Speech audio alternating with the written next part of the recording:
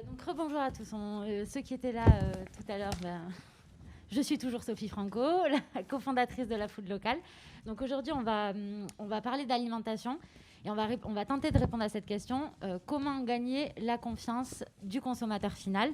Donc pour répondre à cette question, autour de la table, même s'il n'y a pas de table, faut le dire quand même, donc Mélissa, fondatrice de l'épicerie Campillo, donc qui est une épicerie locale que vous pouvez trouver au chalet. Je vous invite en même temps. Donc épicerie locale que vous pouvez trouver dans le quartier des Chalets à Toulouse. Ludovic Amar, donc, qui est chargé de la stratégie social média de la région Occitanie et de la marque Sud de France. On va en parler tout à l'heure. Claire Guillet, donc, qui est la cofondatrice de Carion, ou Carion, comme on veut, on peut dire les deux si on veut. Alors c'est un système en fait qui permet, en gros, vous allez acheter de la viande, il y aura un QR code sur, l'emballage. Vous le flashez et ça vous permet de savoir d'où vient la viande. C'est vraiment un outil de traçabilité. Donc grâce à la blockchain, on va en parler tout à l'heure. Donc elle est la cofondatrice de Carion. Et donc Loïc Garcia de la Maison Garcia à Toulouse, vous les retrouvez notamment au marché Victor Hugo. Tout le monde, voilà, la charcuterie Garcia, je pense qu'il n'y a pas... tout le monde connaît ici. C'est gentil. Donc, pour commencer, on va faire un état des lieux en ce qui concerne les besoins des consommatrices et des consommateurs. Ludovic, donc l'année dernière, la région a mené une grande consultation à laquelle 100 000 personnes, je crois, ont répondu au sujet de l'alimentation. Qu'est-ce qui est ressorti de cette consultation ? Bonjour à tous déjà.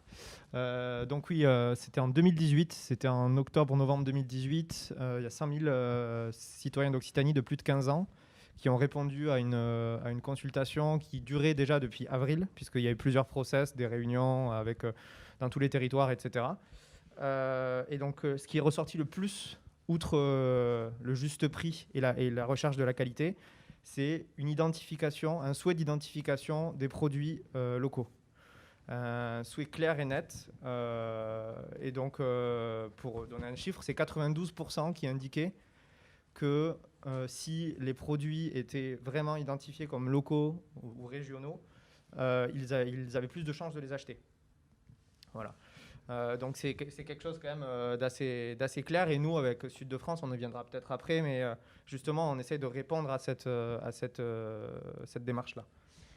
Toi, Claire, avant de lancer Carion, donc tu fais une grande étude de marché sur le secteur. Donc, c'était spécifique au secteur de la viande, il me semble. Qu'est-ce qui ressort de cette étude ? Alors oui, effectivement, nous, le point de départ, c'est qu'on s'est dit, avec mon associé Tom, que la transparence, ça pouvait être un vecteur de changement dans les systèmes alimentaires. Et donc, on a interrogé pas seulement les consommateurs, mais aussi les professionnels sur ce désir de transparence. Et on s'est focalisé sur le marché de la viande, qui était pour nous le marché prioritaire. Et donc, du point de vue des consommateurs, effectivement, le retour était très clair. Et il y avait 7 consommateurs sur 10 qui n'étaient vraiment pas satisfaits par l'information qu'ils avaient aujourd'hui. Et quand on leur demandait quel type d'information ils voulaient, là, pour le coup, c'était vraiment concernant l'animal les informations prioritaires. D'où vient l'animal, comment il a été élevé, comment il a été traité, etc. Et ensuite, après, des problématiques au niveau de la nutrition et de l'impact environnemental. Mais dans un second temps. Donc ça, c'était vraiment le point de départ. Donc besoin d'information et besoin de traçabilité. Après, on a aussi tiré le trait de toute la tendance qu'il y a autour des circuits courts et de la vente directe. Et je pense qu'il y a vraiment un besoin de retourner à la relation interpersonnelle et de savoir qui a fabriqué le produit. Et c'est pour ça aussi que dans notre procédé de traçabilité, on met en lumière qui a participé à la fabrication du produit à chaque étape. Parce que là, ça recrée un lien humain. On va y revenir parce que le sujet de la traçabilité, c'est quand même donc, un très grand sujet. Toi, Loïc, tu es confronté aux clients. Quel constat tu fais aujourd'hui ? Et j'aimerais prendre l'exemple. Donc, il y a quelques années, il y a un cachet d'investigation qui sort avec un petit scandale autour du sel nitrité. Est-ce que toi, tu as eu de suite le feedback, le retour des consommateurs, des consommatrices qui t'ont dit on veut du jambon sans nitrite ? Alors ouais, j'y reviendrai après sur le sel nitrité, mais c'est vrai que ça a été Ça a été une question qu'on nous a posée et c'est là qu'on voit si on est bien dans notre métier, si on fait bien notre métier quand on est capable de répondre rapidement à cette question. Concrètement, donc moi je suis la 3e génération de l'entreprise, je suis en train de la reprendre avec mon cousin. L'entreprise a été créée par mon grand-père et ma grand-mère, aujourd'hui dirigée par mon père et mon oncle. En 1961. Exactement. Je cite J'ai un fait- CV à j'ai la pris fin. ma leçon, on prend fallait le- que je le dise, c'est tout. Et du coup, c'est mon oncle qui fabrique et mon père qui vend. Et en fait, cette question-là du consommateur final, la question qu'on se pose aujourd'hui, ce qu'on est en train de dire maintenant, c'est assez marrant parce que j'ai un peu envie de dire que c'est les vieux trucs qui sont les meilleurs trucs. Moi, je travaille depuis toujours avec mon père et mon oncle. Enfin, j'ai fait ma vie ailleurs, mais je travaille avec eux. Et en fait, si la Maison Garcia aujourd'hui, comme tu l'as introduit tout à l'heure si gentiment, on est connu et on est reconnu, c'est parce que justement cette question-là, cette chose-là, on le fait depuis 60 ans. Moi, je prends l'exemple de mon oncle qui m'a toujours dit à quoi ça sert d'aller chercher des cochons en Bretagne quand on en a à 20 bornes de chez nous, quoi. Et en fait, quand cette personne-là te dit ça de la manière la plus simple possible, tu dis oui, mais pourquoi on a fait autrement en fait? Et je pense qu'on a pris un braquet aujourd'hui, on est en train de prendre le contre-cours de ça, avec la période de la surconsommation, etc., des grandes surfaces. Tout le monde devait avoir, pas forcément en viande, mais tout le monde devait avoir une machine à laver, tout le monde devait avoir le frigo plein, etc. Et on s'est complètement déconnecté du producteur. En fait, on se demandait plus mais en fait, d'où ça vient. Tout ce qu'on voulait, c'est qu'il y ait un rayon plein de steak haché, un rayon plein de côtes de porc, peu importe d'où elles viennent, et surtout, on allait chercher un prix. Et aujourd'hui, on est en train de revenir à ça parce qu'on dit qu'on est complètement fou et qu'on comprend, on veut pas en fait, on veut, surtout avec le flexitarisme, etc. Aujourd'hui, ce qu'on veut, c'est pas manger de la viande tous les jours, on veut en manger bien au moins une fois. Et donc, c'est pour ça qu'on est complètement dans le cœur que je pense que la Maison Garcia, et c'est pour ça que j'ai envie de la reprendre, est dans le cœur de ce fondement, quoi. Sur le sel nitrité, la question est assez double en fait, parce que pour vraiment rentrer dans le thème, à la Maison Garcia a embauché une qualitéticienne, une responsable qualité. Et cette personne-là, le hasard a fait qu'elle a fait son mémoire d'études sur le sel nitrité. Et en fait, c'est là qu'on voit le côté buzz et le côté professionnalisme de la chose. Pourquoi on met du sel nitrité dans un jambon déjà de base? C'est pour qu'en fait qu'on garde ce côté rose. Ce côté rose, enfin le cochon est rose, donc le jambon est rose. C'est pas complètement ça, mais c'était un peu ça. Et si vous voulez, normalement la viande, le cochon, la base, mais c'est un rôti de porc, une fois qu'il est cuit, il est gris en fait. Et C'est ce que le documentaire révélait justement. voilà, concrètement. Après, là où le documentaire reste flou, et je pense là où il a voulu faire du buzz, c'est que enfin, il faut s'enfiler un verre entier de sel nitrité par jour pour vraiment qu'on réussisse à avoir les effets. Et le concept, c'est oui, peut-être Erta a sûrement abusé sur le fait de mettre du sel nitrité, mais nous, par exemple, à Maison Garcia, on fait un jambon blanc complètement maison, où il y a un petit peu de sel nitrité à l'intérieur, mais à dose infime pour pouvoir... Enfin, c'est une tranche qui va, à l'instant T, va pouvoir rester... faut être, entre guillemets, présentable, parce que si le jambon est gris, clairement, personne ici va en acheter. Mais par contre, c'est un jambon qui va griser au bout de 2-3 heures parce qu'il en faut un petit peu pour pouvoir avoir un argument commercial. Et est-ce que donc après ce reportage, tu vois une augmentation des demandes de jambon sans nitrité? Ouais. Du coup, qu'est-ce que tu expliques Ce que je viens de vous dire là, j'essaye d'essayer d'avoir un contrepartie. Enfin, si le sel nitrité avait vraiment un impact, j'essaye de faire. En fait, ce qu'il faut, c'est pas faire l'amalgame entre Erta, les pauvres Erta. J'espère que personne bosse chez Erta. Mais Personne bosse chez Erta. je vais changer après, j'ai parlé de Robu. Et donc il faut faire un gap entre Erta, enfin il y a un juste milieu entre tout en fait. Il faut comprendre aussi que le professionnel qui fait son métier, il le fait pas pour faire de la enfin nous, la Maison Garcia, en tant qu'artisan, on fait pas ça pour faire de la surconsommation ou on fait pas ça dans la même logique que peut le faire Erta qui veut que lui son jambon il reste rose pendant 2 semaines, quoi. Toi, Mélissa, tu es confrontée donc à cette clientèle qui a envie d'autre chose. Comment tu leur réponds? Comment t'expliques à tes clients comment t'expliques tout à tes clients en fait? Comment tu réponds à leurs attentes, ces nouvelles attentes? Du coup, nous, ça fait 2 ans qu'on a ouvert à Campillo. L'idée, c'est qu'on travaille qu'en direct producteur sur un rayon d'environ 70 km à la ronde. Donc, on est vraiment que sur du local, très local. Et du coup, les attentes, elles sont assez diversifiées. L'idée, c'est que comme on travaille en direct et qu'on est livré quasiment tout le temps par les producteurs les mêmes jours, etc., en fait, nos clients, ils sont en contact direct avec eux, même si c'est juste le temps de la livraison. C'est un moment où on peut quand même échanger et expliquer, Hugues, qui vient tous les vendredis après-midi, c'est lui qui fait les fromages, les yaourts, etc. et de chèvres, de brebis. Et du coup, il y a cette rencontre, en tout cas ce petit clin d'œil qui peut être là. Et ça joue beaucoup. Et pour nous, c'est ce qui nous importait le plus parce que on est curieux, on est gourmand. Et d'aller directement voir les producteurs, voir comment ils travaillent. En fait, on a fait tout ce travail de recherche et de recherche sur le territoire pour aller rencontrer les producteurs et voir comment ils s'impliquent et les différents artisans. Et ça, ce travail-là de repérage, ça nous a permis de répondre aux questions au mieux, aux attentes de nos clients. On n'est pas expert sur tout, évidemment. Comme on est généraliste, comme boutique, on va vendre à la fois de la bière, de la charcuterie, des légumes, etc. Mais le fait d'être allé sur le terrain, on va dire, et d'avoir rencontré tout type de producteurs et d'artisans, ça nous a permis d'acquérir cette expertise et de répondre aux questions. Et après, si on a des questions auxquelles on n'a pas de réponse, ce qui peut arriver, comme on les voit à peu près toutes les semaines, enfin pas tous les producteurs, mais ceux qui sont sur le frais toutes les semaines, ou en tout cas on a un contact direct, rien ne nous empêche de poser une question, de dire écoutez, on va se renseigner, on va lui demander, etc.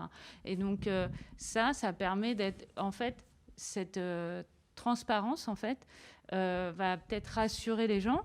Et puis nous, ça va aussi nous enrichir parce que concrètement, Guillaume et moi qui avons fondé l'épicerie, on a fait plein d'autres choses avant dans notre vie. Et ce qui nous a intéressé, c'est d'avoir ce contact direct et d'être riche de ces expériences. Sinon, si c'était pour vendre des produits qu'on recevait lambda, ça ne nous intéressait pas, en fait. Voilà. Donc tu parlais de transparence. Toi, justement, Claire, c'est pour cette transparence et pour répondre à ce besoin de transparence que tu fondes Carion. Donc il y a 1 an aujourd'hui, vous commencez à vous développer.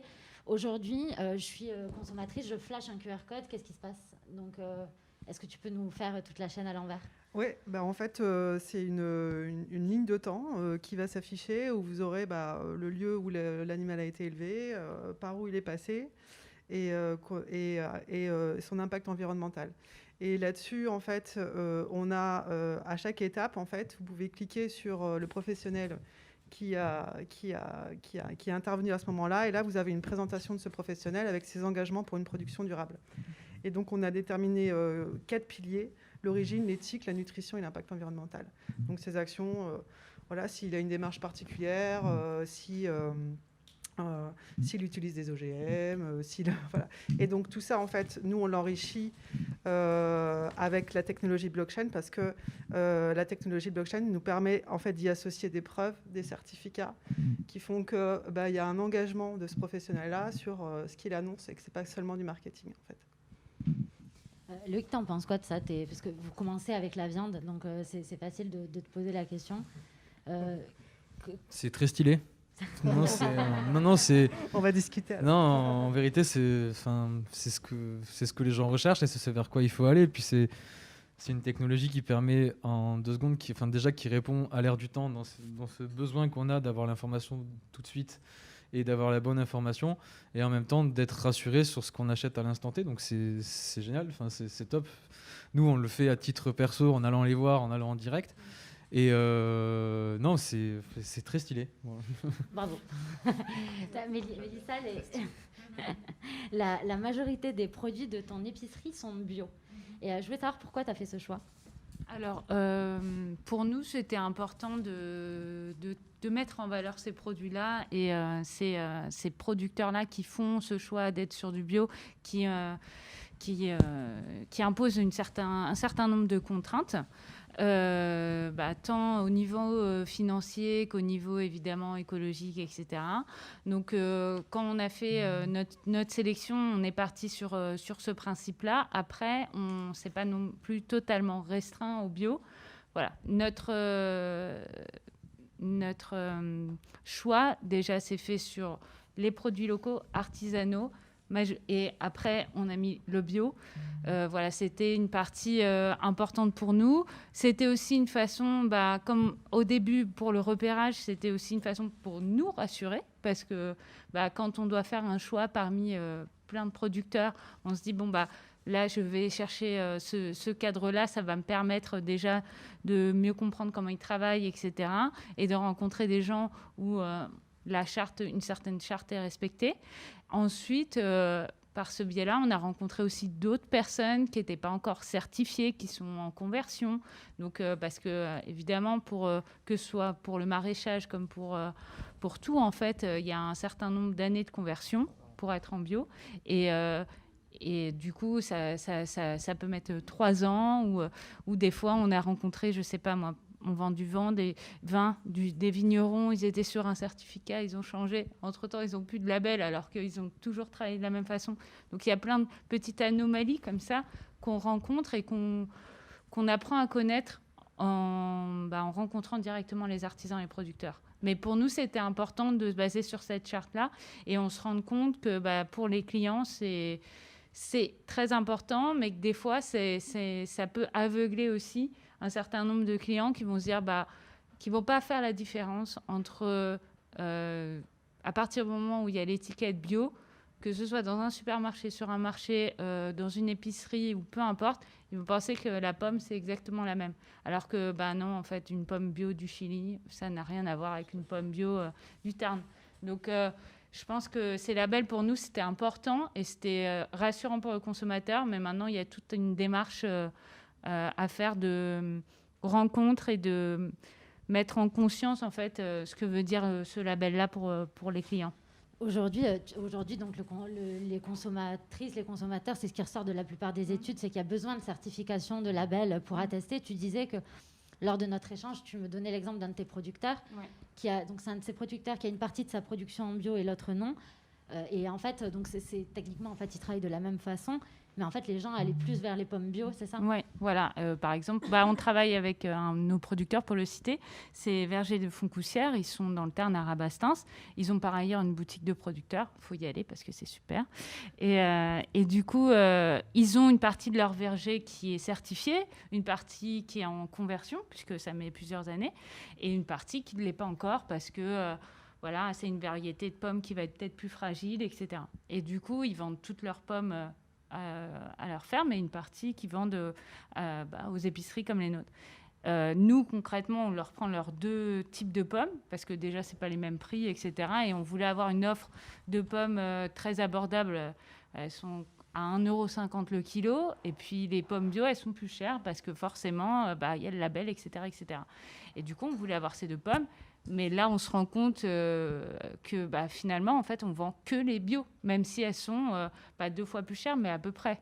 Et c'est le même producteur. On a beau expliquer, évidemment, s'il a une partie de son verger en bio, une partie en non bio, il va pas faire n'importe quoi avec un arbre et l'autre, super attention. Et en fait, c'est vrai que les consommateurs ont peut-être...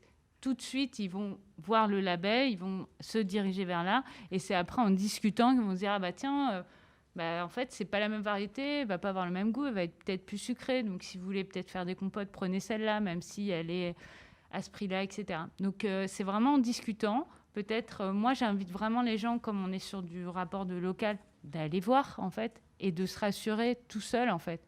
Et il y a plein d'endroits où on peut aller cueillir, voir, rencontrer. Et c'est ça, je pense, qui peut faire changer les gens. On va y revenir tout à l'heure parce qu'il y a une grosse question de pédagogie. Donc, on parle label, certification. Toi, Ludovic, donc, tu travailles notamment donc, pour Sud de France, qui n'est pas un label, mais qui est une marque. Par contre, donc, c'est aujourd'hui Sud de France, 1500 producteurs et 11 000 produits finis. Par contre, donc, c'est une marque avec un cahier des charges assez solide. Quels sont les critères pour être identifié Sud de France ? Déjà, je pense qu'on parle d'alimentation tout à l'heure et il faut peut-être faire une mise en contexte parce que c'est le premier employeur régional de l'alimentation. Et je pense que c'est important de le dire. C'est plus de 160 000 emplois et plus de 80 000 exploitations. Et surtout, en Occitanie, on est la première région viticole mondiale et on est les premiers en termes de bio. On parlait de bio. Voilà. Et donc, Sud de France est né dans ce contexte-là en 2006. En ex-Languedoc-Roussillon. Et ensuite, depuis 2016 et depuis la fusion des régions, la marque a été étendue côté ouest de la région. En effet, c'est les chiffres que tu as indiqués. Et Sud de France, sur ces 11 000 producteurs, Tous 11 000 produits. produits, pardon, 11 000 produits et 1500 producteurs, excuse-moi. Sur ces 1500 producteurs, il y a évidemment des petits producteurs de fromage, comme on parlait, et des industriels. Par contre, ils doivent tous répondre au même cahier des charges. Enfin, en tout cas, il y a une vingtaine de cahiers des charges et le socle est le même pour tous. Et c'est quatre critères. Le premier critère, c'est matière première 100% ou quasi 100% Occitanie. Deuxième critère, c'est siège social en Occitanie. Le troisième, c'est site de transformation en Occitanie. Et le quatrième, c'est site de conditionnement en Occitanie. Donc, c'est-à-dire que tout, de A à Z, est d'Occitanie. Il y a évidemment certains produits qui n'arrivent pas à 100% ou à 90%. Par exemple, le poivre, il n'y en a pas en Occitanie. Donc, évidemment, si on met dans un pâté du poivre, ce ne sera pas 100%. Et si, d'ailleurs, ces produits-là passent en commission. Donc, ensuite, il y a une commission tous les mois qui se réunit avec la Chambre d'agriculture, la direction de l'agriculture de la région et tout un tas d'autres acteurs qui vont dire « Toi, tu peux être Sud de France, toi, tu ne peux pas être Sud de France ». Et si tu peux l'être, tu as une démarche sur 3 ans, puisque l'adhésion dure 3 ans, pour te mettre au niveau de ce qu'on demande. Voilà, donc au niveau des cahiers des charges, il y a des contrôles qui sont mis en place. Donc sur les dernières années, c'était des contrôles qui n'étaient pas spécialement réguliers, mais qui étaient là. C'était pas tous les ans, pardon, mais c'était assez régulier. À partir du premier trimestre 2021, tous les producteurs seront contrôlés sur les 3 ans. Voilà, c'est par un organisme indépendant. Voilà, nous, on ne rentre pas là-dedans. Mais en tout cas, ce qui est sûr, c'est qu'ils seront tous contrôlés, les 1500 à partir de l'année prochaine. Je rebondis juste, c'est marrant parce que tu as parlé de pâté dans le poivre. Donc, je suis content parce qu'en tant que charcutier, on a parlé de pâté. Mais surtout, on a changé là, grâce à ça. Il y a un sel d'Occitanie qui vient de se créer, un sel agrissant. Et du coup, nous, c'était, à part le poivre, c'était le seul truc qu'on n'achetait pas du coup en Occitanie. Et du coup, c'est stylé parce que tout est stylé. Je sais pas si vous avez vu, mais tout stylé aujourd'hui, vous êtes tous il y a absolument stylés. tout qui est stylé. Et non, c'est super parce qu'on a pu, j'ai changé de mot. On a pu bosser avec un sel d'Occitanie qui est super bon d'ailleurs. Et qui est très très bon. La qualité gustative, il est très très bien. Sur les 11 000 produits, c'est vrai que pour le coup, ça prend toute la production agroalimentaire. Ça va du sel dont on parlait, du vin, des viandes, des produits finis, des gâteaux par exemple. Voilà, des olives, tout. Toute la production, on a énormément en fait, on a tout en Occitanie, quasiment tout. Donc c'est l'avantage de cette marque-là et surtout de la mettre en valeur comme vous le faites tous. Donc, tu parlais de contrôle. Je pense que c'est quand même un grand sujet, ce sujet des contrôles, parce que c'est quand même une limite. On a échangé beaucoup à ce sujet-là. Comment on peut faire à terme pour que finalement tout soit contrôlé? Parce que c'est pas le cas aujourd'hui. Et c'est un peu la vérité. D'avoir une donnée qui est tout à fait exacte, c'est un peu compliqué quand même, faut l'avouer. Après, c'est vrai que l'avantage, et notamment en France, c'est qu'il y a quand même une organisation, on le voit au niveau des labels, etc., qui est quand même plutôt bien faite. La seule problématique, c'est qu'il c'est pas fluide en fait, entre les métiers, entre les labels, entre la distrie, les producteurs, etc. Et donc, en fait, l'avantage de cette technologie blockchain, c'est qu'en étant décentralisée, elle permet à chacun d'aller apposer son empreinte en disant moi, j'ai contrôlé ça et je la teste. Et du coup, il n'y a pas une responsabilité qui est centralisée à un endroit et qui fait que potentiellement, il y a des erreurs, il y a des falsifications, etc. Donc, j'ai envie de dire, oui, avec l'innovation, on arrivera petit à petit à avoir des informations qui sont de plus en plus objectives, notamment avec les objets connectés, etc. Mais il y a un métier, je pense, l'audit, la certification, c'est un métier. Et ça passe aussi par l'humain, quand on parle, par exemple, de protection animale, etc. Voilà, c'est des cahiers des charges. Donc, du coup... Voilà, ça ne remplace pas l'humain. La technologie ne remplacera jamais l'humain. Mais par contre, elle peut permettre de répartir la responsabilité et de rendre plus fluide l'échange d'informations et donc les contrôles aussi entre les différentes certifications. Ouais. Donc, on parle contrôle et on parle aussi, donc, du coup, forcément, communication. auprès du client. Qu'est-ce que tu mets en place parce qu'il y a quand même un gros capital confiance auprès de ta clientèle. Tu me disais, qu'est-ce que tu mets en place pour justement créer cette confiance avec le consommateur? Ben, ça passe... effectivement, la confiance, c'est quelque chose qui se gagne. Hein, donc, ça met un peu de temps.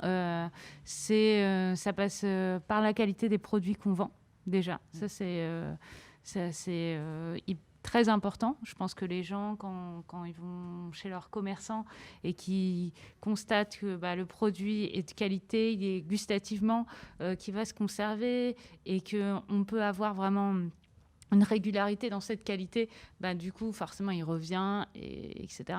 Après, ça passe, comme on disait, la pédagogie, c'est tout simplement d'expliquer comment on travaille, d'expliquer comment la personne travaille et d'être vraiment clair là-dessus. Après, nous, on a des petits outils. Voilà, on essaye de communiquer sur les réseaux sociaux quand on va de nouveau faire des visites des tournées de producteurs, parce qu'on a fait un gros travail de repérage avant la mise en place du magasin. Et maintenant, en fait, on retourne quand on a des nouveaux producteurs, parce que ça arrive qu'on ait des nouveaux produits qui se mettent des nouveaux partenariats qui se mettent en place. Et du coup, je sais pas moi, tous les 2 mois, on va faire une tournée, on va aller voir 4-5 producteurs, ou alors quand on est en repos et qu'on n'est pas très loin de chez un producteur qui a un copain ou quoi, on va le voir, on va prendre des photos. Enfin, l'idée, c'est de pouvoir publier les informations telles qu'on les a. L'idée, c'est pas d'être sur un contrôle. Hein. Nous, on n'est pas un audit, on n'est pas c'est pas ça. C'est vraiment plutôt de partager une expérience et d'expliquer comment on travaille et de montrer de démystifier un peu la façon de travailler des artisans et des paysans. Parce que des fois, moi, je me rends compte que les consommateurs, ils ont une vision. Les poulets, c'est la pub qu'on a vue avec 3 poules dans un champ. Non, c'est pas possible. Même si c'est un éleveur de poulets en plein air, il va travailler. Enfin, voilà, c'est son travail. Donc, il va peut-être pas avoir 3 poulets. Parce qu'évidemment, s'il a que 3 poulets, il peut pas vivre, en fait, le monsieur. Et puis elle rentre le soir. En plus. Voilà, c'est ça. Donc, elle rentre le soir, elle dit bonjour au renard, etc. Donc, des fois, il y a des choses un petit peu complètement...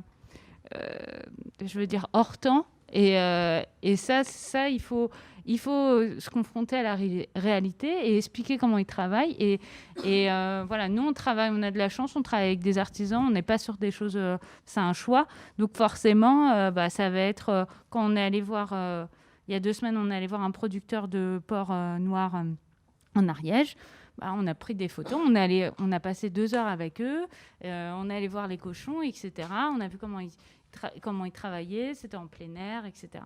Donc vraiment, c'est dans le contact qu'on arrive le mieux à être sur de la pédagogie. Après, on a des petits outils aussi, on a fait une carte où on a mis une partie de nos producteurs sur la devanture. Il y a plein d'outils, mais vraiment, c'est dans le dialogue et dans la démystification aussi, je pense. Donc on reviendra, je rebondis donc sur ce que tu disais, donc la pédagogie, la communication. Ludovic, toi tu mets en place plein d'actions hors réseaux sociaux, justement pour faire connaître et pour transmettre la pédagogie. Tu peux m'en parler ? En fait, nous, on a un double objectif, si on peut parler d'objectif, c'est évidemment que les producteurs connaissent la marque et connaissent aussi ce que la marque peut leur apporter, puisque la marque, elle est gratuite. Pour adhérer, c'est gratuit, c'est volontaire. On n'impose rien, évidemment, et à part le cahier des charges. Et à côté, en fait, nous, on leur apporte des choses. Donc, on leur apporte un côté communication et un côté mise en valeur sur des événements. Notamment, il y a un événement qui était assez récemment à Toulouse qui s'appelle Water Rugby Sud de France. Je ne sais pas si vous l'avez vu sur la Dorade. Par exemple, sur cet événement, on a un food truck. Et sur ce food truck, on a mis en valeur 10 producteurs durant tout le week-end, avec les produits, explication des produits, etc. Voilà. Donc c'était pendant 3 jours ceci. Normalement, on a des animations qui n'ont pas pu être faites au vu de la situation, avec des chefs qui cuisinent les produits. Donc ça, c'est plutôt le côté communication avec les réseaux sociaux dont tu parles également. Et pour les producteurs, il y a aussi un côté business, c'est-à-dire que l'agence économique de la région, ADOC, va les accompagner pour des aides, pour pour des subventions, pour être présent aussi dans les maisons de région à l'étranger, notamment on en a à Shanghai, à New York, etc. Donc ça, il faut faire connaître au niveau pédagogique cette marque aux producteurs. Donc ça va du bouche à oreille, un producteur qui a dit je suis rentré dans cette marque, j'ai pu avoir ça. Ça va aussi quand on fait des opérations dans les grandes et moyennes surfaces, comme ça a été le cas cet été, un producteur qui dit mais moi j'aimerais bien être là aussi, comment ça marche, etc.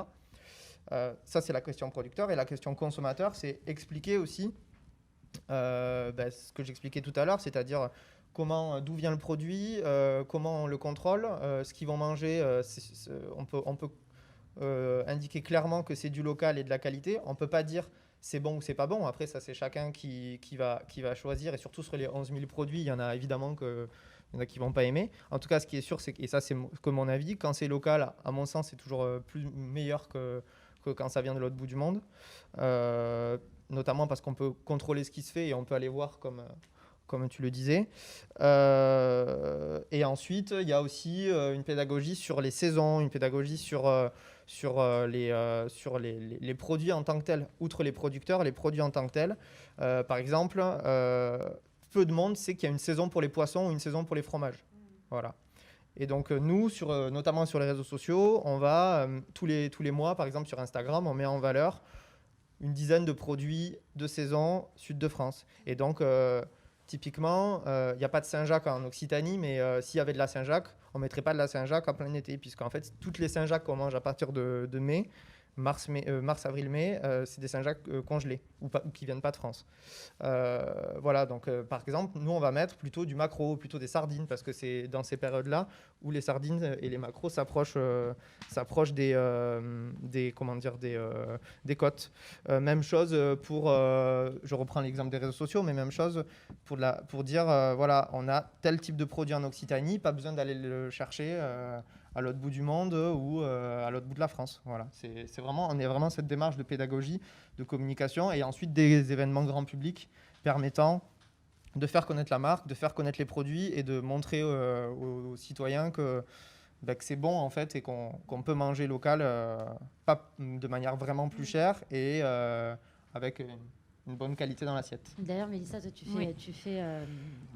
tu prévois d'organiser Oui. des visites chez le producteur. Alors oui, ça c'est quelque chose qu'on aimerait bien mettre en place. Je pense ce sera pas tout de suite, Oui, hein. avec Mais l'idée c'est ça, c'est qu'on aimerait organiser des visites une fois peut-être par trimestre, quelque chose comme ça, où on va rencontrer un producteur, voir comment il travaille, voilà, comment il produit, etc.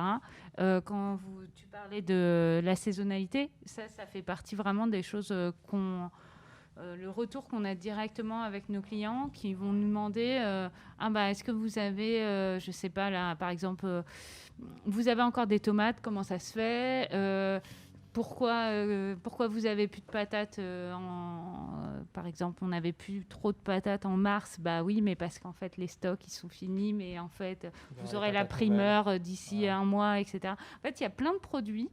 Par exemple, les pommes, plein de produits, les gens pensent que ça pousse toute l'année, en fait.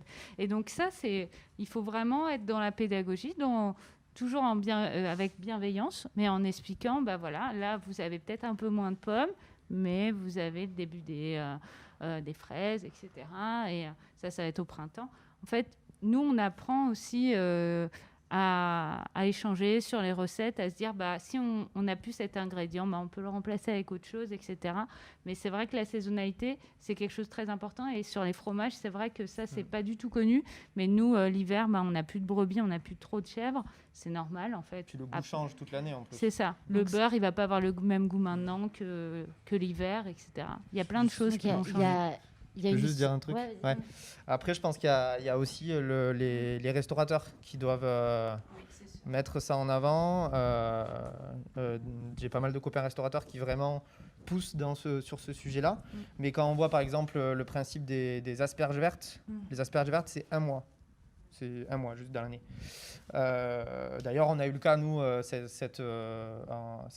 durant le confinement, puisque peut-être que vous aviez suivi ou non, mais on avait lancé une plateforme de solidarité justement pour aider les producteurs parce qu'ils avaient plus de débouchés, donc X production sur les bras.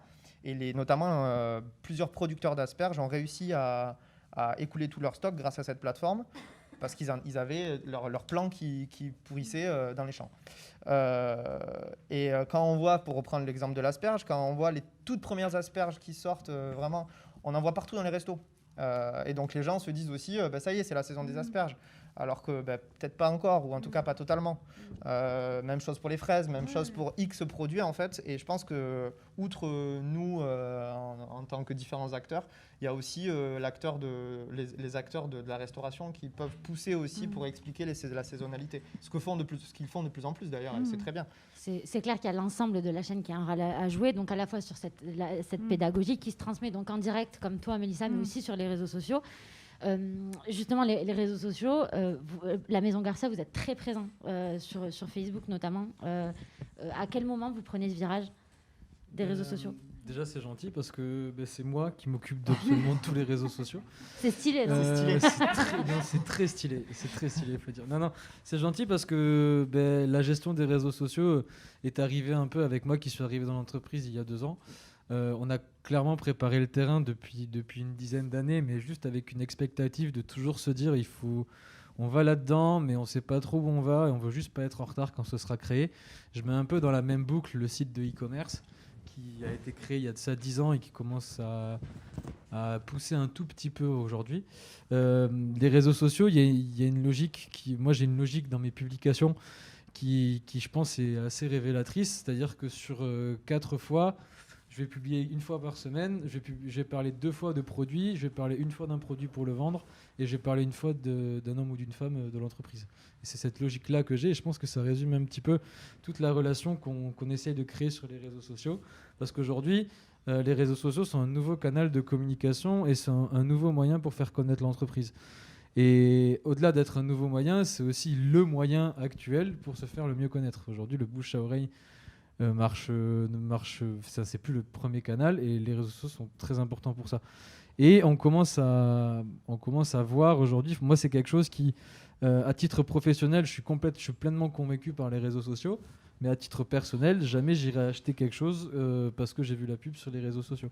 Et par contre, moi on commence à avoir des impacts. Là, si je prends un exemple tout récent, il y a encore, ça a été de par des relations, peut-être qu'elle n'aime pas les réseaux sociaux. Alors c'est un petit garçon et je ne sais pas qui c'est qui a pensé à prendre un bébé ici, mais franchement c'était pas une super idée. Non, je rigole, c'est mon bébé en fait. Il peut rester s'il a une question. Non, du coup, là par exemple, on a eu un énorme buzz sur le cassoulet parce qu'on a monté un concept de cassoulet frais. En gros, avec mon cousin, et ça c'est des logiques complètement personnelles, on trouve qu'un cassoulet frais qu'on mange comme ça au restaurant, c'est pas le même qu'un cassoulet en conserve ou un cassoulet en bocaux. Le haricot se tient moins bien, la saucisse c'est pas la même, etc. Et on s'est dit mince, pourquoi on est obligé de vendre des conserves, quoi. Et donc on a fait un cassoulet frais et notre seul problème c'était le vieillissement en fait, c'était la DLC de ce produit là. Donc on a fait une étude de vieillissement et en fait il s'avère que le cassoulet il peut tenir 2 semaines comme ça, en étude de vieillissement ça tient 2 semaines. Et on s'est dit go, on va faire des cassoulets tous les jours. Et en fait là on propose des cassoulets faits dans des terrines Note. Je sais pas si vous connaissez Note, mais c'est un faiseur de terrine cuite en fait, c'est une institution qui a été classée au patrimoine, etc. On fait ces cassoulets dans ces terrines là. Vous avez un vrai cassoulet de charcutier, vous le mettez 1 heure au four et c'est prêt. Et on a eu un buzz qui a été fait parce qu'on a une cliente, j'allais dire vieille, mais c'est expérimenté qu'il faut dire, une cliente très expérimentée qui est là depuis toujours et qui nous a, par bonté, parce qu'elle nous connaît depuis tout le temps, qui a envoyé un cassoulet à Guillaume Gomez. Guillaume Gomez, c'est le chef de l'Élysée. Et ce mec-là a publié sur les réseaux sociaux comme ça, et j'ai pris 150 abonnés sur mes 1100 abonnés, comme ça, quoi. Et ça a fait un buzz terrible. Aujourd'hui, la vente de cassoulet a été boostée par les réseaux sociaux. C'est vraiment le premier vecteur qui se voit, et ça prouve que ça marche, mais il ne faut pas qu'il y ait de logique, je pense. Personnellement, il faut qu'il y ait une logique d'expliquer ce qui se passe. J'ai une logique sur les réseaux sociaux, comme j'ai une logique quand je vends ce que je viens de vous dire là. le fait que ça se cuit 1 heure au four, qu'on a une logique avec mon cousin, je vais l'expliquer sur les réseaux sociaux et je vais le dire quand la personne va être intéressée au cassoulet, au marché Victor Hugo. Je pense que cette logique doit être la même. C'est la continuité, c'est ce qui permet aussi de prolonger la relation de confiance qu'on a instaurée donc en direct. Justement, en parlant de confiance, pour toi, Claire, donc l'avenir de la transparence et de la confiance, c'est quoi en fait Alors déjà, je voulais revenir sur la conversation précédente, parce que moi, je trouve que c'est des initiatives qui sont vraiment super, que j'ai énormément étudiées au début du projet Carillon. Mais moi, je voulais vraiment avoir un impact, un changement, amorcer un changement. Et donc, ça veut dire qu'il faut considérer aussi la problématique de manière un peu macro et la population dans son ensemble. Et c'est vrai que c'est pas tout le monde qui va acheter ses légumes dans un magasin de producteurs ou qui va acheter à la Maison Garcia sa charcuterie. Et donc, cette pédagogie, cette information, il faut réussir à la diffuser aussi de manière massive parce qu'en fait, ça fait quand même 50 ans, 60 ans en tant que consommateur, on est coupé totalement de la production. C'est pour ça que les gens ne connaissent plus les saisons des fruits et légumes ou des fromages. Et donc là, il y avait un vrai travail de communication sur le produit, comment il est fabriqué. Nous, au début, quand on a commencé les QR codes, c'était sur le bœuf. Les gens disaient « Ah ouais, la vache, elle est élevée pendant super longtemps, en fait. » Et donc, du coup, et des gens qui aiment manger. Enfin, voilà. Et donc, je pense qu'il y a aussi... il faut si on veut amorcer un changement et renforcer cette confiance avec le consommateur, c'est qu'il faut rendre cette information disponible massivement. Et c'est aussi pour ça qu'on est parti, nous, sur de l'innovation technologique, parce que ça permet de communiquer beaucoup plus massivement. Et c'est vrai que les réseaux sociaux aussi, c'est un V. Et concernant la confiance... moi, j'y crois parce qu'autrement, je ne ferais pas ça. Je pense qu'il y a un besoin qui est de plus en plus fort. Il y a une demande. Il y a aussi, je pense, une volonté, mais de toutes les parties, si on discute avec des producteurs ou avec des consommateurs, de reprendre un peu la main sur son achat ou sur sa production, la manière de distribuer ses produits. Et pas de s'en remettre seulement à un petit tampon qui est sur le produit, et d'être vraiment dans une démarche un peu collaborative. Et d'ailleurs, c'est pour ça que C'est qui le patron, je pense, fonctionne bien. C'est parce qu'ils ont voulu aussi interroger les consommateurs, etc. Alors moi, je suis pas hyper fan du fait que ce soit le consommateur qui dise au producteur comment fabriquer son produit, mais la démarche est là en tout cas. Et je pense que dans cet objectif-là, je pense qu'au niveau de la confiance, on avance.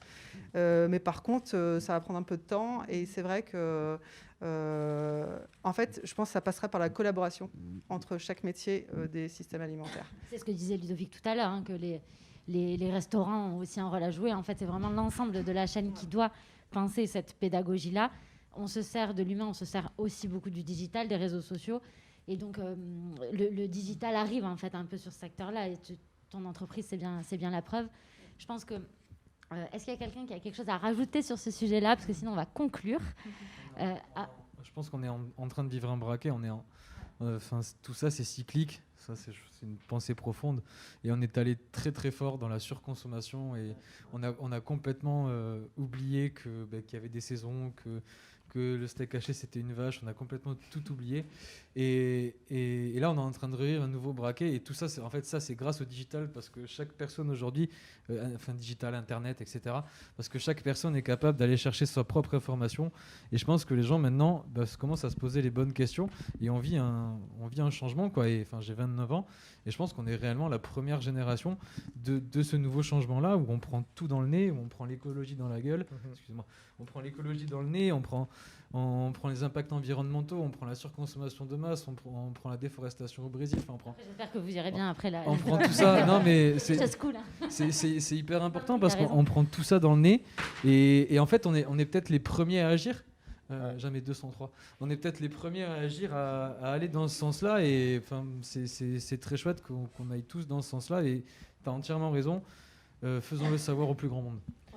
Moi, juste, si je peux ajouter un truc aussi. On l'a vu, du coup, on a introduit cette table ronde sans table par justement la votation dont je parlais tout à l'heure et les 100 000 citoyens qui se sont prononcés. Je pense que c'est aussi un des outils à l'heure actuelle. Bon, on parle beaucoup de démocratie participative, etc.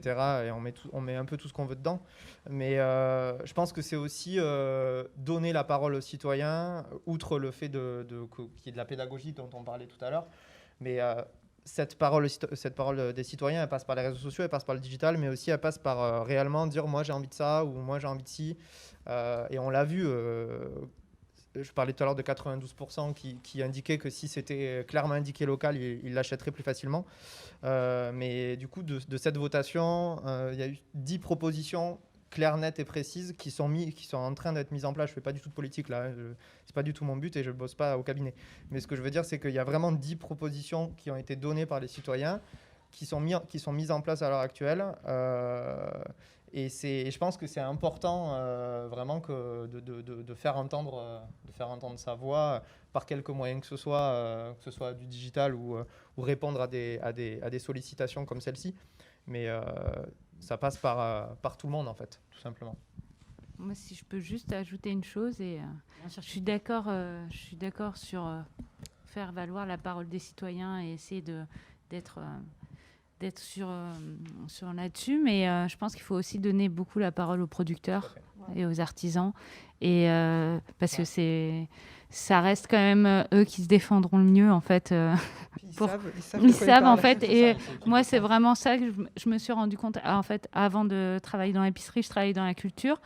Et je travaillais beaucoup en contact avec des artistes qui étaient passionnés. Et en fait, en changeant de métier, je me suis rendu compte que les producteurs, les artisans étaient tout aussi passionnants.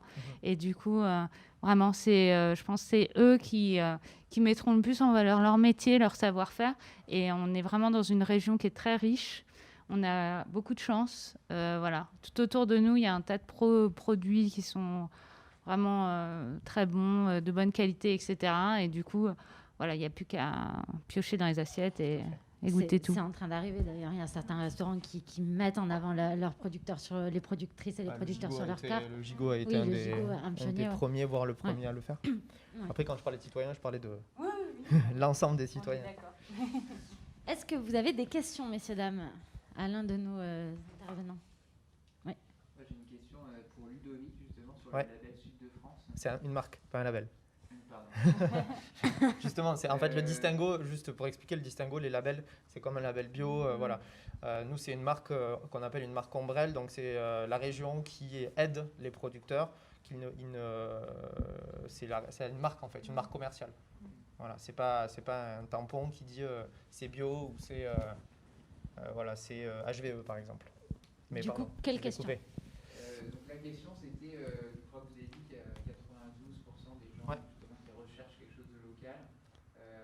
Du coup, est-ce que vous avez mesuré, une fois que la marque Sud de France est posée sur un produit, est-ce que du coup il y a un effet sur les ventes qui est réel et qui est mesuré? Je répète la question pour le visio. Donc, est-ce que le fait de marquer Sud de France sur un produit, est-ce qu'il y a un effet sur la vente qui a été mesurée? Alors, il n'y a pas d'effet qui a été mesuré. Aujourd'hui, peut-être. Aujourd'hui, en tout cas. Ce qui est sûr, c'est qu'on a énormément de témoignages de producteurs qui nous disent que ça aide, en fait, clairement. Et je parle notamment, là, je fais juste une parenthèse sur les vins. Ça aide. Voilà. Tous les producteurs nous le disent. Parce que ça parle plus à l'étranger, notamment si on parle d'étranger, ça parle plus Sud de France que Corbière ou Gaillac. Voilà. Donc il n'y a pas une vraie étude, en tout cas ce qui est sûr c'est qu'il n'y a aucun producteur qui est revenu vers nous en disant que ça ne les avait pas aidés. Voilà. Donc on peut dire que ça les a un peu aidés. Ça les a pas dérangés en tout cas. En tout cas ça ne les a pas dérangés. D'autant plus que c'est gratuit. Oui. Producteurs à peu près. Je dirais bien plus de petits producteurs et d'autant plus à l'heure actuelle. Depuis que la marque a été étendue côté ouest, on parlait de Noir de Bigorre tout à l'heure, je ne sais plus c'est toi qui en parlais du Nord de Bigorre, enfin du Port Noir.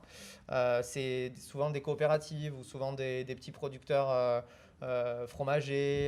Et après il y a aussi d'autres producteurs par exemple Je pense à Toulouse, il y a Yaoufray. Je ne sais pas si vous voyez ce que c'est, les yaourts à boire qu'on trouve à Intermarché, par exemple. C'est pas des industriels gigantesques au sens Lactalis du terme. Mais ça reste à proportion régionale. Mais il y a plus sur les 1500 de producteurs, petits producteurs entre guillemets, que d'industriels régionaux. Après, en termes de chiffres, je n'ai pas les chiffres, voilà. Mais je sais qu'il y en a plus, en tout cas. Et la tendance est dans l'ajout. Oui. Merci pour cette journée et cette intervention justement sur la transparence de l'alimentation. C'est intéressant justement de pouvoir à la fois débattre avec des professionnels et des gens du contrôle. Ma question va porter sur la partie organisation. Aujourd'hui, en termes de positionnement du consommateur ou même d'un industriel, d'un artisan, il se pose la question de quel label choisir parmi d'autres, quel positionnement label par rapport à la visibilité du consommateur. C'est vrai qu'aujourd'hui, un label régional dans une région qui aussi prône le localisme, ça s'entend. Il est vrai aussi que quand, par exemple, on fait des enquêtes sur la tendance des gens, sur est-ce que entre bio local ou bio local, c'est quoi les choix, le localisme se retrouve en premier devant le bio. Et c'est là pour moi, c'est une dérive qu'il faut pouvoir la corriger pour qu'on puisse ne pas faire de séparation ou vraiment de faille entre les deux. Aujourd'hui, l'Occitanie, c'est la première région bio de France, et pourtant, on est un département, une région, entre guillemets, pauvre, on est parmi les régions pauvres de France, et du coup, entre guillemets, le panier moyen des consommateurs, il n'est pas porté vers le bio. Aujourd'hui, notre consommateur local, il mange moins de bio que notre région, il est dans les fourchettes basses des paniers bio en France. Ça nous pose la question de produire local, c'est bien, produire bio, c'est bien, on est les champions, mais on n'est pas les consommateurs du bio. C'est-à-dire notre bio, il part autre part, et notre bio n'est pas accessible à notre population. Ça pose la question justement de pouvoir, à travers, par exemple, une marque comme Sud de France, de pouvoir conjuguer le bio et le local pour que la valorisation soit pertinente pour le territoire. Donc, je vais répéter. Donc, conjuguer le bio et le local. Donc, le monsieur dit que ça paraît quand même très, très important parce qu'il faut faire la distinction entre les deux. C'est ce qu'on Je vais fait. résumer.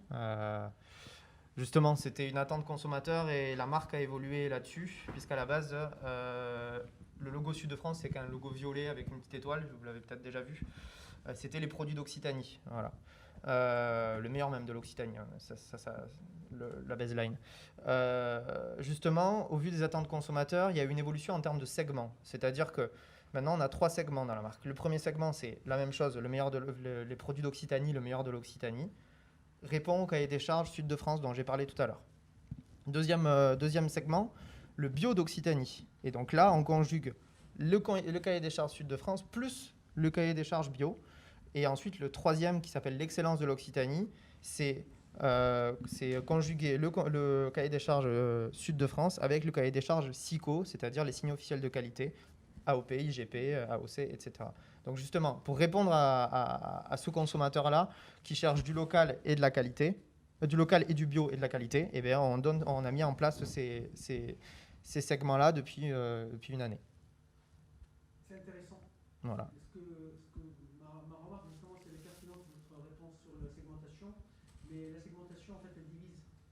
Et du coup, entre guillemets, pour la visibilité ou la compréhension, en fait, aujourd'hui, quand les gens vont chercher du Sud de France, ils ne vont pas être très en capacité de distinguer les trois entre guillemets, sous-catégories. Bah, après, c'est toute une question. Pardon. C'est le travail, c'est justement ce qu'on disait, c'est le travail de pédagogie qu'il y a derrière, en fait, qui va permettre aux consommatrices et aux consommateurs de le distinguer. Ça aurait pu être, par exemple, créer 3 marques qui porteraient 3 valeurs différentes. Ouais, mais du coup, en effet, créer 3 marques, ça veut dire aussi, là, encore plus diviser pour le coup. Au moins, ce sera segmenté et clair. Ça veut dire qu'une marque porte des valeurs. Une marque porte 3 segments. Elle est généraliste. Elle est généraliste, elle n'est pas focus par rapport à des valeurs particulières. Après, c'est intéressant, la démarche globale est intéressante. Hein. Moi, je pousse la démarche encore plus en disant un consommateur qui aimerait manger local et bio, il faut qu'il puisse aller droit au but.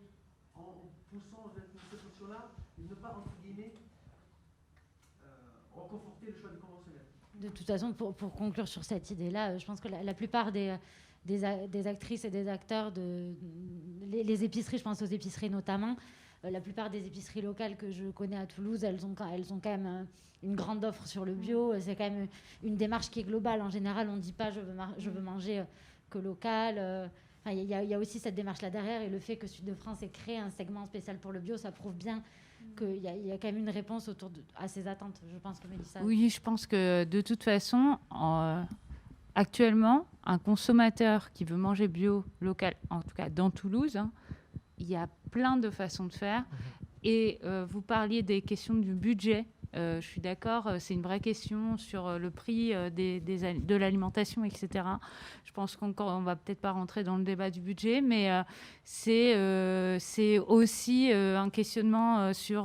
voilà, il y a plein de façons de faire. On peut aller au marché, on peut être dans une AMAP, on peut aller faire ses courses à l'épicerie, on peut trouver des choses en supermarché, on peut travailler avec des artisans comme la Maison Garcia, aller dans des épiceries comme Campillo. Il y a plein de façons de faire. Là, maintenant, en fait, c'est vraiment... Je pense que les consommateurs, ils ont les clés pour aller chercher et trouver des produits de qualité.